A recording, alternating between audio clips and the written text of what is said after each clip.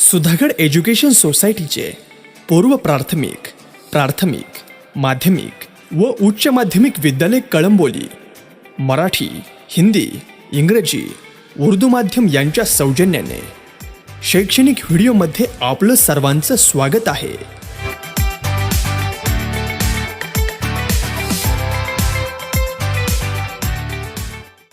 नमस्कार, मी मधुमती पाटील, सुधागड एज्युकेशन सोसायटीचे हिंदी माध्यमिक विद्यालय कळंबोली या ठिकाणी सहाय्यक शिक्षिका म्हणून कार्यरत आहे. विषय मराठी, हिंदी माध्यम आणि इयत्ता 10वी. विद्यार्थी मित्रांनो, आजचा आपला विषय आहे संतवाणी आणि या संतवाणीतील भाग दुसरा, योगी सर्वकाळ सुखदाता, हाच आपण अभ्यासणार आहोत. ह्या अभंगवाणीचे रचनाकार आहेत संत एकनाथ. संत एकनाथ मूळ पैठणचे. पैठण या ठिकाणी त्यांचा जन्म 1533 मध्ये झाला. म्हणजेच 1533 ते 1599 हा त्यांचा कार्यकाळ. महाराष्ट्रातील वारकरी संप्रदायातील एक थोर संत कवी ही त्यांची ओळख आणि महाराष्ट्रातील सांस्कृतिक प्रबोधनाचे त्यांना परिवर्तक असं म्हटलं जातं. संत एकनाथ यांनी अतिशय महत्त्वपूर्ण असे ग्रंथ लिहिले. एकनाथी भागवत, रुक्मिणी स्वयंवर आणि भावार्थ रामायण यासारखे ग्रंथ त्यांनी लिहिले. त्याचप्रमाणे सर्वसामान्य माणसांच्या मनामध्ये जागृती घडवून आणण्यासाठी आणि त्यांच्यामध्ये परिवर्तन घडवून आणण्यासाठी संत एकनाथ यांनी अभंग, भारुडे, गवळणी, जोगवा आणि गोंधळ यांच्या माध्यमातून सर्वसामान्य लोकांना जागं करण्याचं महत्त्वपूर्ण कार्य केलं. संत एकनाथ हे संत किंवा महात्मे म्हणून ओळखले जातात आणि याच संदर्भात काही रोचक प्रसंग त्यांच्या जीवनासंदर्भात आपल्याला सांगता येतील. संत एकनाथ ह्यांच्याविषयी जे रोचक प्रसंग आपल्याला सांगायचे आहेत त्यातील काही किस्से पुढील प्रमाणे सांगता येतील. संत एकनाथांना संत किंवा महात्मा ही उपाधी दिली जात असे, परंतु पैठणमधील काही दुष्ट लोकांना ते संत आहेत आणि महात्मे आहेत हे मुळात मान्यच नव्हतं. ते म्हणत की हा कसला संत आणि हा कसला महात्मा. म्हणून एकदा त्यांनी त्यांची परीक्षा घेण्याचे ठरविले की संत म्हटला किंवा योगी म्हटला तर क्रोध हा जो आहे तो त्याच्यामध्ये नसावा आणि जर त्याला राग आला तर तो संत नाही, असं त्यांचं म्हणणं होतं. म्हणून त्यांनी एक दिवस त्यांची परीक्षा घेण्याचे ठरविले. संत एकनाथ रोज स्नानासाठी नदीवर जात असत. एक दिवस ते असेच स्नान करण्यासाठी ज्या वेळेला नदीवर गेले, ही दुष्ट मंडळी देखील त्या ठिकाणी जाऊन पोहोचली आणि जसे संत एकनाथ स्नान करून परत आले, त्यातील एक माणूस त्यांच्यावर थुंकला. संत एकनाथ त्याला काहीही बोलले नाहीत, शांतपणे माघारी गेले आणि ते स्नान करून परत आले. ते जसे त्यांच्या समोरून जाऊ लागले, पुन्हा तो माणूस त्यांच्यावर थुंकला. पण संत एकनाथ अजिबात रागवले नाहीत आणि ही कृती केवळ एक वेळ, दोन वेळ किंवा 4 वेळ झाली नाही, तर हीच गोष्ट त्या माणसाने 108 वेळ केली. पहा, 108 वेळ स्नान करून देखील ते कंटाळले नाहीत, थकले नाहीत किंवा रागवलेही नाहीत. म्हणजे त्यांच्यामध्ये असणारी संयमी वृत्ती आपल्याला दिसून येते. संयम हाच या योगी पुरुषाचा प्रमुख गुण आणि क्रोधावर मात करणं हे महात्म्याचं लक्षण हे आपल्याला संत एकनाथांमध्ये दिसून येतं. ज्या वेळेला 108 वेळा स्नान करून ते परत आले, त्यावेळेला त्या माणसामध्ये म्हणजेच थुंकणाऱ्या माणसांमध्ये त्यांच्यावर परत थुंकण्याची ताकदच शिल्लक नव्हती. आणि म्हणूनच त्या माणसाने संत एकनाथांची माफी मागितली. संत एकनाथांनी त्याला सांगितलं की बाबा रे, मी तुझा आभारी आहे. का तर तुझ्यामुळे 108 वेळा मला स्नान करण्याचं पुण्य मिळालं. ज्या वेळेला संत एकनाथ असे म्हणाले, त्यावेळेला तो माणूस अतिशय खजील झाला आणि संत एकनाथांचे पाय त्याने धरले. म्हणजे क्षमाशीलता हा जो गुण आहे, संयम हा जो गुण आहे, हा आपल्याला अशा संतांमध्येच दिसून येतो. म्हणजे संत एकनाथांच्या व्यक्तिमत्वाचं हे एक महत्त्वाचं पैलू आपल्याला या ठिकाणी दिसून येतो. दुसरं उदाहरण सांगायचं तर ते सर्वसामान्यांना उपदेश करत प्राणी मात्रांवर दया करा आणि गोरगरीब सर्व प्रकारचे प्राणी पक्षी यामध्ये परमात्मा आहे असा उपदेश ते लोकांना करत. आणि संत तुकाराम ज्याप्रमाणे म्हणतात, बोले तैसे चाले त्याची वंदावे पाऊले, त्याचप्रमाणे संत एकनाथ लोकांना जसा उपदेश करत असत त्याचप्रमाणे ते वागतही असत. एकदा काशीहून आणलेली गंगा त्यांनी उन्हात तडफडून मरणाऱ्या त्या गाढवाला पाजली आणि त्याचे प्राण वाचवले.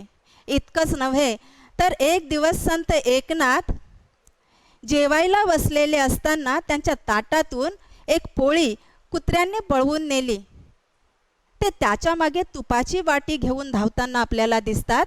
त्याला म्हणाले, बाबा रे, कोरडी पोळी खाऊ नकोस, त्याच्यावर तूप वाढून खा. का तर त्याच्यामध्ये असणाऱ्या परमेश्वराने कोरडी पोळी न खाता त्याच्यावर तूप घेऊन ती पोळी खावी. म्हणजेच त्या कुत्र्याने खाल्लेलं अन्न हे माझ्या परमात्म्यापर्यंत, माझ्या विठ्ठलापर्यंत पोहोचेल असं त्याला वाटतं. आणि म्हणून संत एकनाथ हे प्राणी मात्रांवर दया दाखविणारे आणि प्रत्यक्षात कृती आचरणात आणणारे कसे महात्मे होते हे आपल्याला त्याच्यावरून दिसून येतं.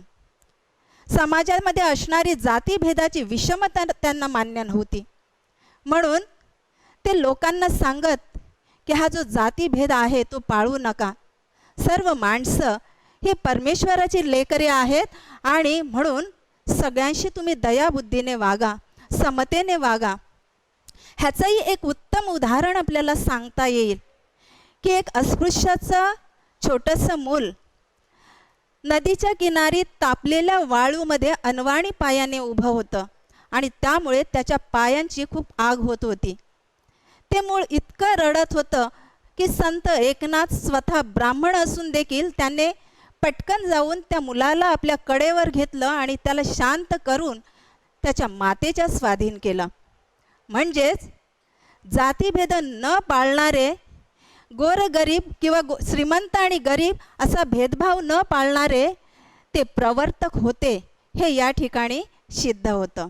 बच्चों, इस संत वाणी के माध्यम से मतलब योगी सर्वकाल सुखदाता, इस संत वाणी के माध्यम से संत एकनाथ जी के जो जीवन के रोचक प्रसंग है वो अब हमने देखे और इस प्रसंगों के माध्यम से वो किस प्रकार जाति भेद के विरुद्ध में थे. हर मनुष्य में, प्राणी में, पंछियों में ये परमात्मा है, वो लोगों को बताते थे. वैसा ही आचरण वो खुद करते थे. इतना ही नहीं तो सभी लोगों को वो कैसे रहे, कैसे जीवन हमें जीना चाहिए, इसके बारे में वो मार्गदर्शन करते थे. संयम ये उनके व्यक्तित्व का एक महत्वपूर्ण पहलू था. इतना ही नहीं, जो सभी विकार है, क्रोध, काम, मद, मोह, मत्सर, दंभ और वासना, इन सभी विकारों से वो परे थे, इन सभी विकारों से वो दूर थे. इसलिए वो महात्मा थे, इसलिए वो योगी थे और इसलिए वो उन्हें संत कहा जाता है। तो संत एकनाथ जी इस योगी सर्वकाल सुखदाता इस अभंग के माध्यम से हमें पानी और योगी पुरुष जो है उनके बारे में कुछ उदाहरणों के, कुछ दृष्टांतों के माध्यम से हमें कुछ कहना चाहते हैं। लेकिन उससे पहले योगी सर्वकाळ सुखदाता, योगी म्हणजे कोण?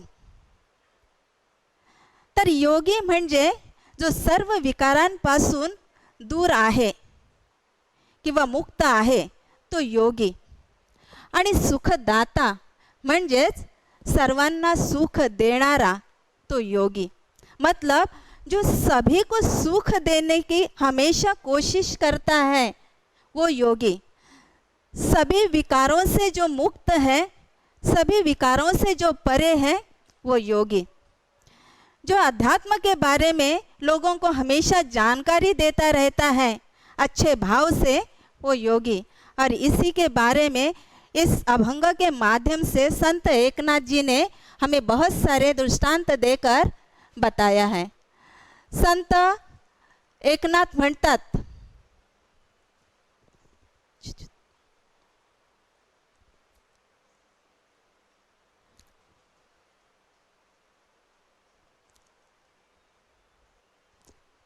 थोड़ा सा बंद कर।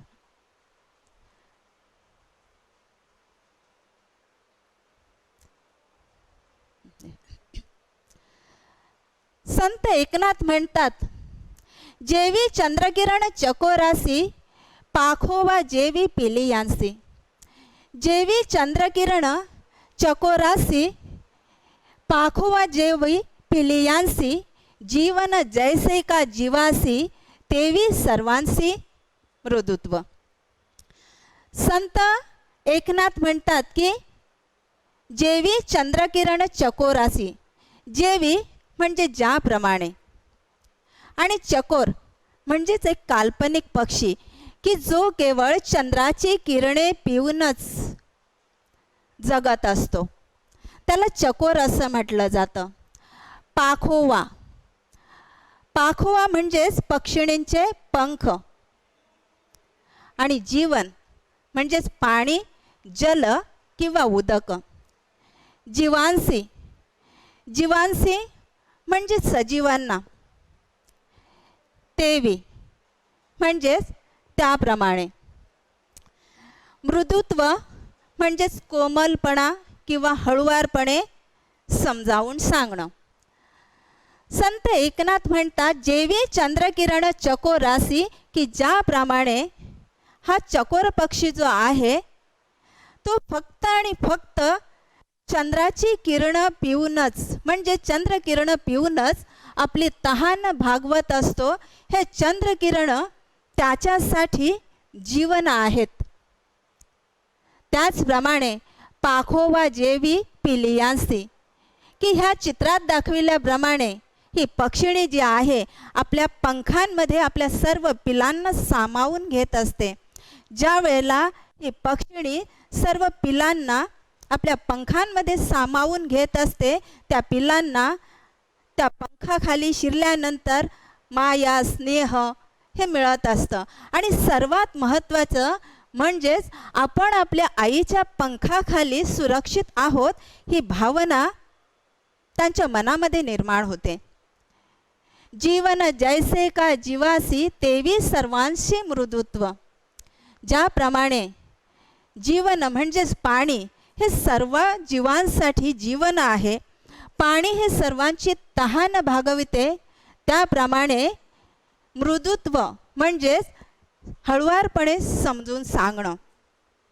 हा जो योगी पुरुष आहे तो आपल्या मृदू स्वभावाने, कोमल स्वभावाने किंवा तो हळुवारपणे प्रेमाने सगळ्यांना, सर्वसामान्य लोकांना समजावून सांगत असतो। आणि त्याचा हा जो मृदू स्वभाव आहे त्यामुळे सर्वसामान्य माणसाचं मन जे आहे ते शांत होऊन जातं। म्हणजेच चकोरासाठी जसं चंद्रकिरण महत्त्वाचे असतात, पक्षाच्या पिलांसाठी त्यांच्या आईचं जे पंख आहेत ते महत्त्वाचे आहेत. सर्व जीवांसाठी पाणी हे महत्त्वाचं आहे. त्याचप्रमाणे सर्वसामान्य माणसाला जीवन जगण्यासाठी या योगी पुरुषाचा मृदू स्वभाव म्हणजेच हळुवारपणे त्याला समजावून सांगणं हे फार महत्त्वाचं आहे.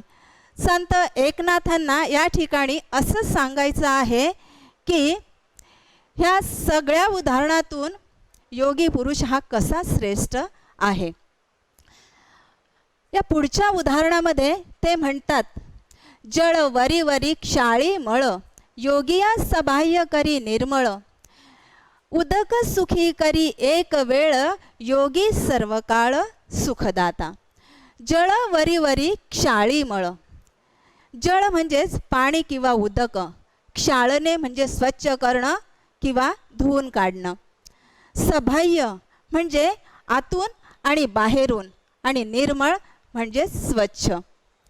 सर्व काळ म्हणजेच प्रत्येक वेळेला, आणि सुखदाता म्हणजेच सुख देणारा. संत एकनाथ म्हणतात की जळ वरी वरी क्षाळी मळ म्हणजेच पाणी हे जसं माणसाचं शरीर धुवून स्वच्छ करत असतो, त्याचं शरीर स्वच्छ करतो, त्याचप्रमाणे योगी पुरुष हा माणसाच्या मनाचा मळ धुवून काढतो आणि त्याचं शरीरही स्वच्छ करत असतं. म्हणजे दोन्ही क्रिया हा योगी पुरुष करत असतो. पाणी एक क्रिया करतो तर योगी मात्र दोन्ही क्रिया करत असतो, आणि म्हणूनच खचितच तो या पाण्यापेक्षा श्रेष्ठ आहे असं आपल्याला म्हणावं लागेल. उदक सुखी करी एक वेळ, योगी सर्व काळ सुखदाता. की ज्या वेळेला आपण पाणी पितो त्यावेळेला काही क्षणासाठी आपली तहान भागते, काही क्षणासाठी पहा, कारण थोड्याच वेळाने पुन्हा आपल्याला पाणी प्यावंसं वाटतं, थोड्याच वेळाने आपल्याला पुन्हा तहान लागते. पण योगी पुरुष मात्र सर्व काळ सुखदाता कसा आहे ते आपल्याला आता पाहायचं आहे. की योगी पुरुष जो आहे तो आपल्या गोड वाणीने, मृदू स्वभावाने तो सर्वांना, सर्वसामान्य माणसांना आध्यात्मिक बोध देत असतो, त्यांना तो समजून सांगत असतो. आणि या योगी पुरुषांनी दिलेला जो बोध आहे तो आपल्याला जीवनभरासाठी किंवा आयुष्यभरसाठी आपण त्या ज्ञानाचा वापर करत असतो आणि जीवन जगत असतो. म्हणजेच पाण्यामुळे आपली एक वेळची तहान भागते, तर योगी पुरुषाने जे आपल्याला ज्ञान दिलेलं आहे ते आपल्याला आयुष्यभरासाठी पुरत असतं. म्हणजेच योगी पुरुष हा पाण्यापेक्षा नक्कीच श्रेष्ठ आहे. त्याचं श्रेष्ठत्व आपल्याला मान्य करावंच लागेल. बच्चों, अब इस उदाहरण के माध्यम से संत एकनाथ जी कह रहे हैं कि ये जो पानी है वो हमारे शरीर को स्वच्छ करता है, और ये जो योगी पुरुष जो है वो हमारे शरीर को तो स्वच्छ करता ही है, लेकिन हमारे मन का जो दोष है, मन का जो मैला है, मन के जो दोष है वो भी स्वच्छ करता है अध्यात्म के माध्यम से. इससे ये स्पष्ट होता है कि योगी पुरुष जो है वो पानी से भी बढ़कर है, उनका स्थान ऊंचा है. नीचे के लाइन से वो हमें कहना चाहते हैं कि पानी से मिलने वाला सुख जो है वो कुछ क्षणों के लिए है, और योगी पुरुष के माध्यम से हमें जो सुख मिलता है वो हमारे पूरे ज़िंदगी के लिए उपयुक्त होता है. क्योंकि ये जो सुख है अध्यात्म के माध्यम से मिलने वाला सुख, तो इस सुख का उपयोग हम जिंदगी भर के लिए करते हैं, और इसलिए योगी पुरुष इस उदक से, पानी से श्रेष्ठ है. इसके बारे में यहाँ जानकारी दी गई है. मतलब योगी पुरुष के श्रेष्ठत्व के बारे में उन्होंने जो अलग अलग प्रकार के उदाहरण दिए हैं, दृष्टांत दिए हैं, उस दृष्टांत के बारे में आगे भी वो कहते हैं, तैसे योगी यासी खालुती येणे जे यह लोकी जन्म पावणे. तैसे योगी यासी खालतू येणे, जे इह लोकी जन्म पावणे, जन निववी श्रवण कीर्तने, निज ज्ञाने उद्धारी. संत एकनाथ म्हणतात की योगी यांचे खालुती येणे, म्हणजेच संत एकनाथ म्हणतात की ज्या वेळेला योगी पुरुष जो आहे हा खाली येत असतो, या पृथ्वी तलावर तो जन्म घेत असतो, त्यावेळेला त्याच्यामुळे सर्वसामान्य माणसांचा उद्धार होत असतो. आपल्या श्रवण कीर्तनाच्या माध्यमातून तो सर्वसामान्य माणसाचा उद्धार करत असतो आणि म्हणूनच तो पाण्यापेक्षा श्रेष्ठ आहे. मतलब बच्चों, यह संत एकनाथ जी कहते हैं कि योगी पुरुष जब इस पृथ्वी पर जन्म लेता है तो वो ईश्वर का सेवक बनकर यहाँ आता है, वो संदेश वाहक बनकर आता है और ईश्वर के माध्यम से वो यहाँ आकर कार्य करता है. श्रवण कीर्तन के माध्यम से सर्वसामान्य जो मनुष्य है उसको वो उपदेश करता है, ज्ञान देता है और जीवन भर के लिए उसे सुखी करता है. आगे के अभंग के जो रचना है उसके माध्यम से वो हमें कहते हैं, उदकाची जे मधुरता ते रसनेसीची तत्वता. उदकाची जे मधुरता ते रसनेसीची तत्वता, योगी यांचे गोडपण पाहता होय निवविता सर्वेंद्रिया. म्हणजेच उदकाची जे मधुरता, मधुरता म्हणजेच गोडी किंवा माधुर्य, रसना म्हणजे जीभ किंवा जिव्हा आणि निवविणे म्हणजे शांत करणे किंवा समाधानी करणे. सर्वेंद्रिया म्हणजे सर्व इंद्रियांना. या अभंगाच्या माध्यमातून ते आपल्याला सांगू इच्छितात की उदकाची जे मधुरता, की पाण्याचा जो गोडवा आहे तो आपल्या जिभेला शांत करत असतो, तृप्त करत असतो. योगी याचे गोडपण पाहता होय निवविता सर्वेंद्रिया. पण या योगी पुरुषाची जी मधुर भाषा आहे, त्याचा जो वाणीतील गोडवा आहे तो आपल्या सर्व इंद्रियांना तृप्त करत असतो. कसं ते आपल्याला आता या ठिकाणी पाहायचं आहे की योगी पुरुष जो आहे, की योगी जो आहे तो सर्वसामान्य माणसाला आपल्या मृदू वचनातून, गोड भाषेतून किंवा हळुवार भाषेतून अध्यात्माच्या गोष्टी सांगत असतो किंवा मार्गदर्शन करत असतो. आणि त्या मार्गदर्शनाच्या माध्यमातून आपली सगळी इंद्रिय तृप्त होतात. म्हणजेच त्याचे श्रवण कीर्तन ऐकल्यामुळे आपले कान तृप्त होतात, आपल्या मनामध्ये चांगले विचार येतात आणि या चांगल्या विचारांमुळे आपल्याला आध्यात्मिक आनंद मिळत असतो. म्हणूनच ह्या उदकापेक्षा, ह्या पाण्यापेक्षा योगी पुरुष हा नक्कीच श्रेष्ठ आहे, हे आपल्याला मानावं लागेल. इस उदाहरण के माध्यम से, मतलब दृष्टांत के माध्यम से संत एकनाथ जी कहते हैं कि पानी की जो मधुरता है वो हमारे जीभ को, मतलब हमारी जिह्वा को शांत करती है सिर्फ एक बार.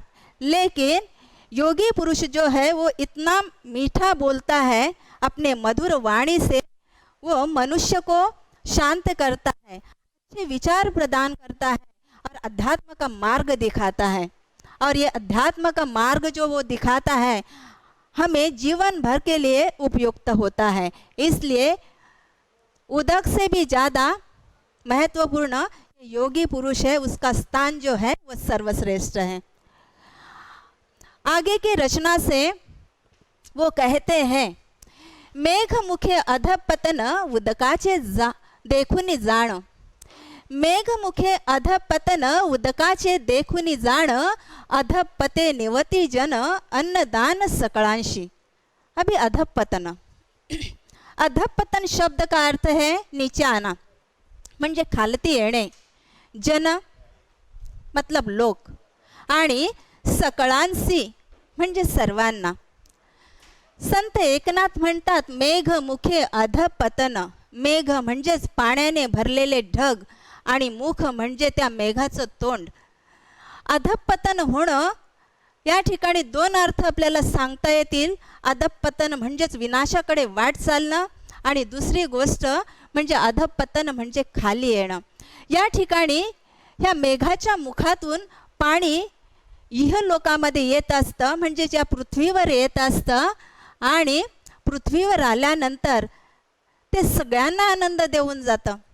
शेतकरी खुश होतो, शेतकरी आनंदित होतो, कारण शेतकऱ्यांच्या शेतात उत्तम प्रकारचं पीक येतं. इतकंच नाही तर सर्व प्राणी मात्रांची तहान भागवते. आणि म्हणूनच ह्या पाण्याचं जे अधःपतन आहे ते हे चांगल्या प्रकारचं आहे. म्हणजेच कधीकधी विद्यार्थी मित्रांनो, हे अधःपतन होणं म्हणजेच कधीतरी ते फार उपयुक्त किंवा चांगलं असतं असं आपल्याला म्हणावं लागेल. कारण ह्या अधःपतनातून नेहमीच वाईट गोष्टी होतात असं नाही. म्हणजेच पाण्याचं अधःपतन ज्याप्रमाणे चांगलं असतं की ह्या पाण्याच्या अधःपतनामुळे सगळ्यांना अन्नदान मिळत असतं, अन्नधान्य उपलब्ध होत असतं, त्याचप्रमाणे हा योगी पुरुष जो आहे, हा योगी पुरुष ज्या वेळेला खाली येतो, सर्वसामान्य जनतेला शांत करण्याचं, त्यांना आध्यात्मिक उपदेश करण्याचं, जीवनभर त्यांना तृप्त करण्याचं महत्त्वाचं कार्य करत असतं. म्हणजे अशा प्रकारे या ठिकाणी योगी पुरुषाची जी महती आहे या अभंगाच्या माध्यमातून आपल्याला पटवून दिलेली आहे. संत एकनाथांनी पुढे उदाहरण दिलेलं आहे, उदकाचे सुखते किती, सवेची क्षणे तृषिती होते. म्हणजेच ते म्हणतात तृषिते म्हणजेच तहानलेला. योगिया दे स्वानंद तृप्ती सुखासी विकृती पै नाही.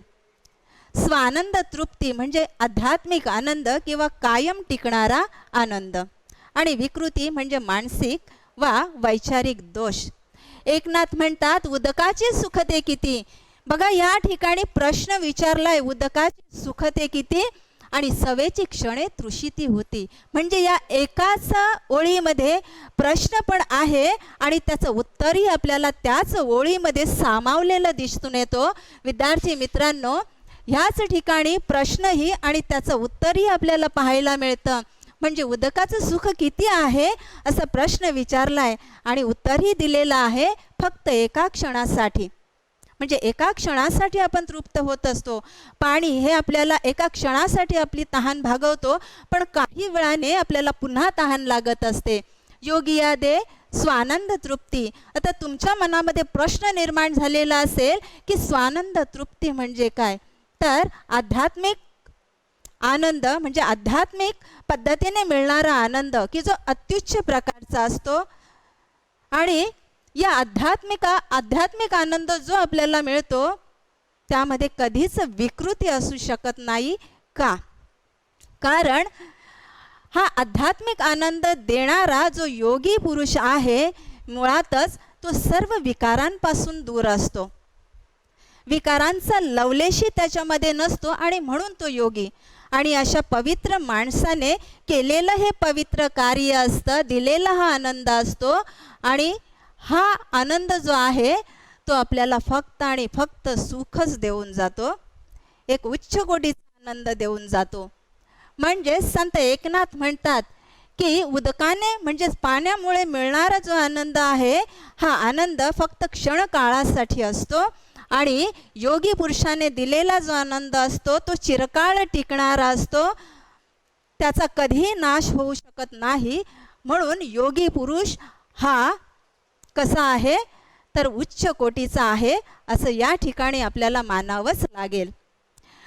पुढे ते म्हणतात, तर या ठिकाणी हे जी कविता आहे योगी सर्वकाळ सुखदाता ह्याचं स्पष्टीकरण पूर्ण झालेलं आहे. तर विद्यार्थी मित्रांनो, आपल्याला या ठिकाणी आता कृती पाहायची आहे.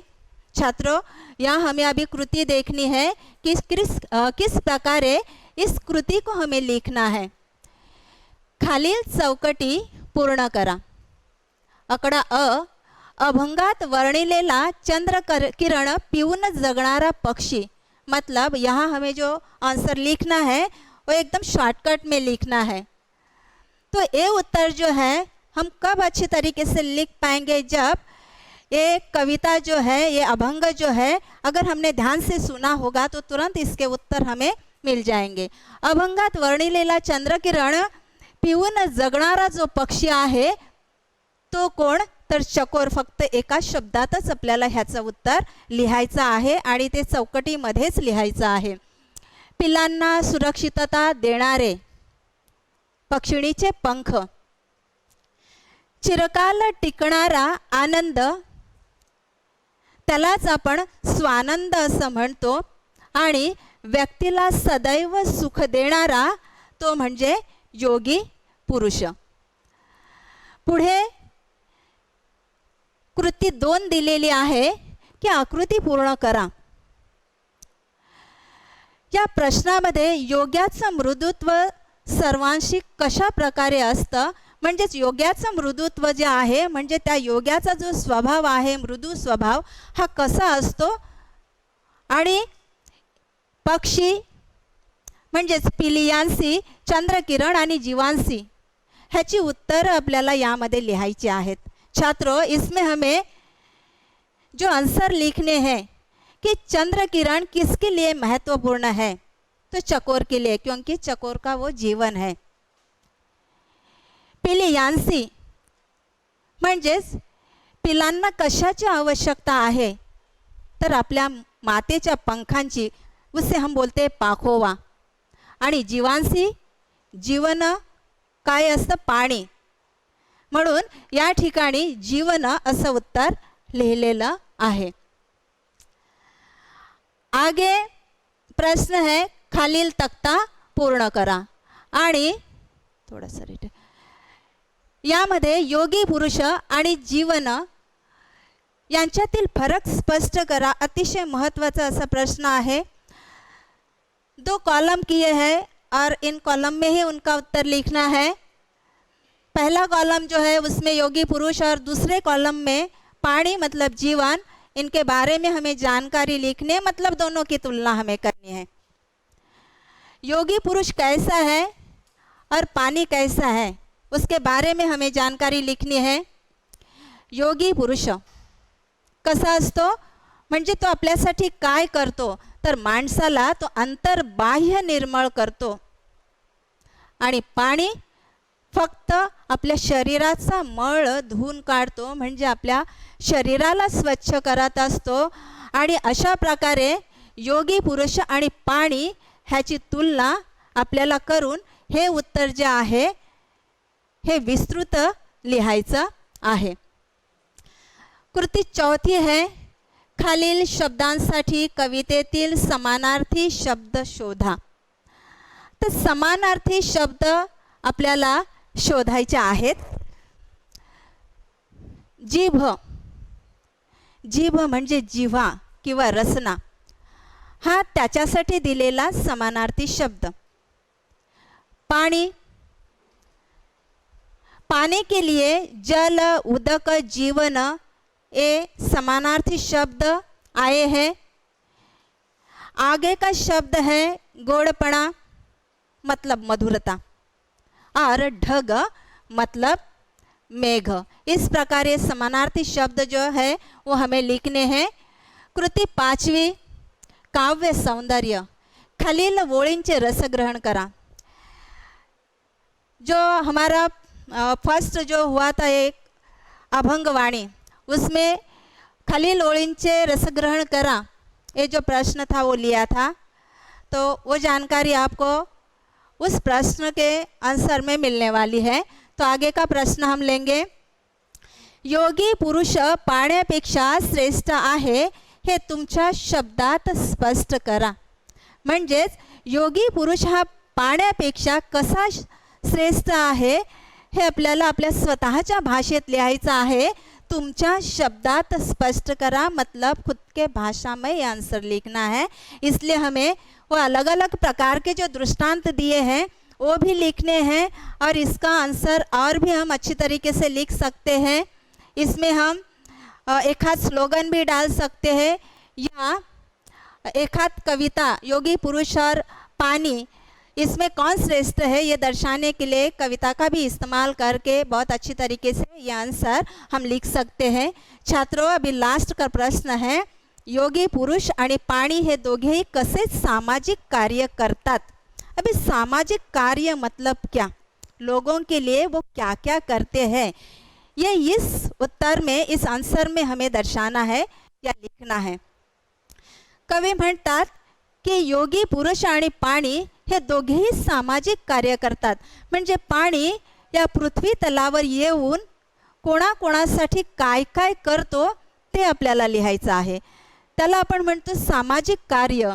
आणि योगी पुरुष या इह लोकात येऊन अपनी भूमिका कशी बजावतो, मतलब यह आकर वो मनुष्य के लिए क्या क्या करता है, इसके बारे में जानकारी इस प्रश्न के उत्तर में हमें लिखनी है। धन्यवाद।